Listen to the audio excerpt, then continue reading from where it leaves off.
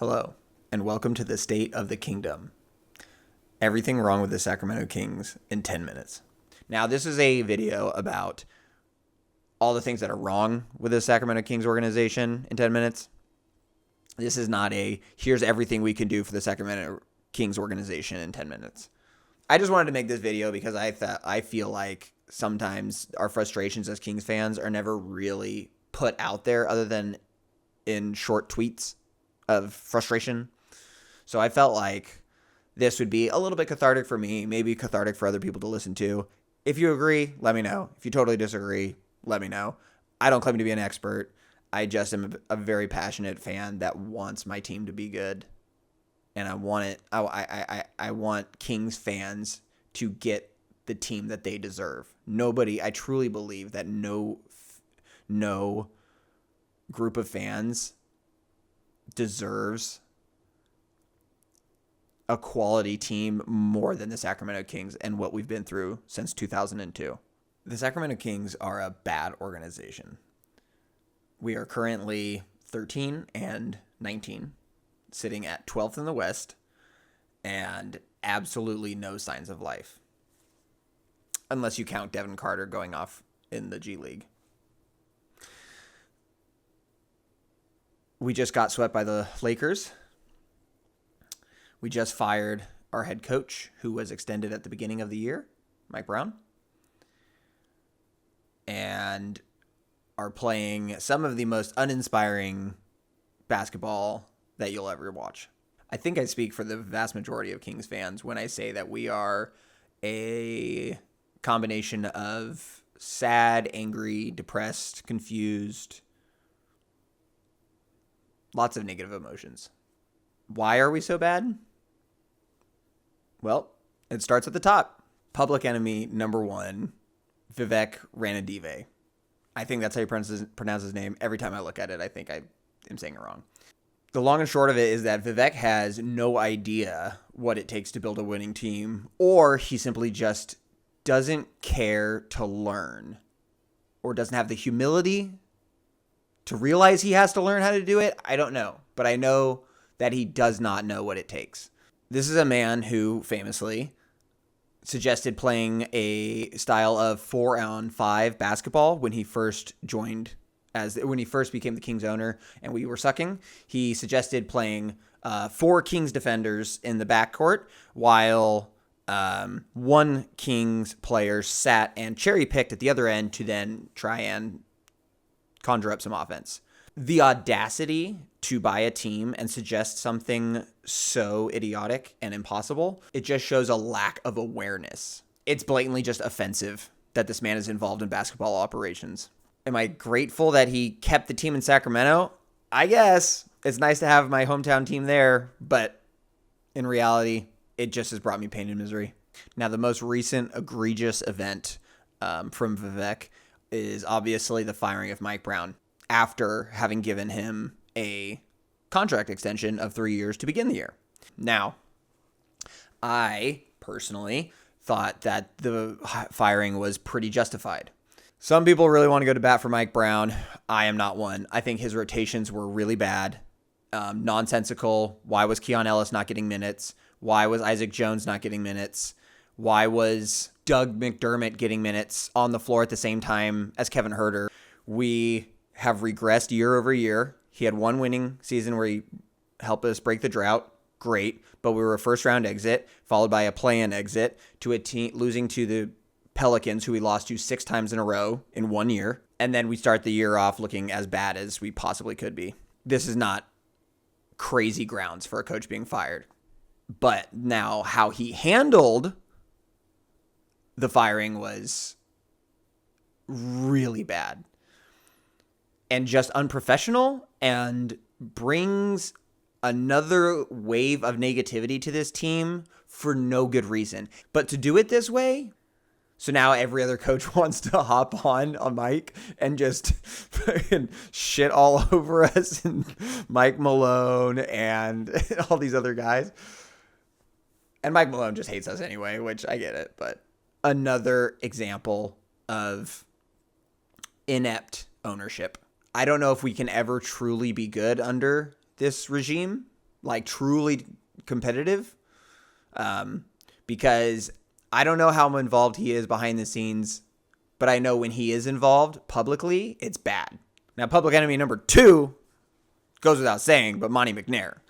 The dude has just sat on his fucking hands for the last 2.5 years. He made one no-brainer trade. I don't give him that much credit for the Domantas Sabonis, Tyrese Halliburton trade because it was so obvious. They had 2 centers that we couldn't play together, and we had 2 point guards that we couldn't play together, and they were of similar caliber.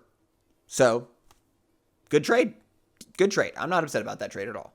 But outside of that trade, taking Davion Mitchell with the 9th overall pick, a guy who's 5'11", 4 years into his college career, with no real passing ability, is so bad. When you want to look at the list of everybody that he took over for Davion, I mean, it's bad. And for the last 2 years, he has done absolutely nothing at the trade deadline when we knew that we needed upgrades. And he's about to hit his 3rd. Just constantly like, well, it's better not to make a move than make the wrong move. Is it? Is it money? This man tried to sell us on Jalen McDaniels. He was so bad in preseason that we had to beg a team and pay a team to take him away from us. That's how bad he was. Monty McNair is a huge part of the problem, and he has to go. Because I think most of us would agree it's much better to try and fail than to not try at all. And as a GM, to just stand pat, and just wait and hope that your roster figures it out is not the move. Now, the other glaring issue is the roster. I'll just take it from the top down. Domantas Sabonis, love the guy. Love the guy. He's a hard worker, blue-collar player. Works hard every night. But he has very clear limitations. He's not a reliable shooter. He doesn't look like he has any confidence when he pulls from anywhere. And because of that, he provides little to no spacing for this team. He's also not a great defender. He's not a shot blocker. And so as playing as the center, it's hard to have a center that can't truly defend the rim when the rest of your team is small. Keegan Murray is a very talented defender. He works really hard as a defender, but he also has no offensive confidence. His three-point shot is broken. I don't know what Mike Brown did to him, but his three-point shot is broken. And I mean, you just know 99% of the time Keegan gets the ball, it's 1 to 2 dribbles, and he's going to pick it up. He just can't create shots on his own other than randomly maybe once or twice a game. DeMar DeRozan, arguably the best mid-range shooter in the league, but he's older and not a great defender, and he slows the pace of the pace way down. Malik Monk, lots of upside, and with that upside comes real downside. Not a traffic cone on defense, but dumb fouls, bad turnovers, lots of I'm going to jump up and think about what I'm going to do in the air. When he's on fire, great. But if his shot isn't falling, he can be a real detriment on the floor. And again, him and I just, from what I can tell, his game does not mesh at all with DeMar DeRozan. One of those guys, if not both, should be coming off the bench. De'Aaron Fox. Now, I don't want to necessarily get into the weeds of is he a true leader, because no, he's not. I love De'Aaron. I think he's an amazing player, but you'll get media members that'll be like, De'Aaron as the leader of the team, but you won't ever fucking hear De'Aaron say that. He just won't. And that sucks because he should be. Domantas Sabonis got traded here, and so Domantas Sabonis doesn't feel like this is my team. He feels like this is De'Aaron's team. Now, as far as bench players go, Kevin Huerter, Trey Lyles, Alex Len, these players should not play another minute for the Sacramento Kings. They should be on trade packages or being cut immediately. I think trading De'Aaron Fox is the worst mistake we could possibly make. You have a hometown star. I don't think he's a superstar, but I think he's a star.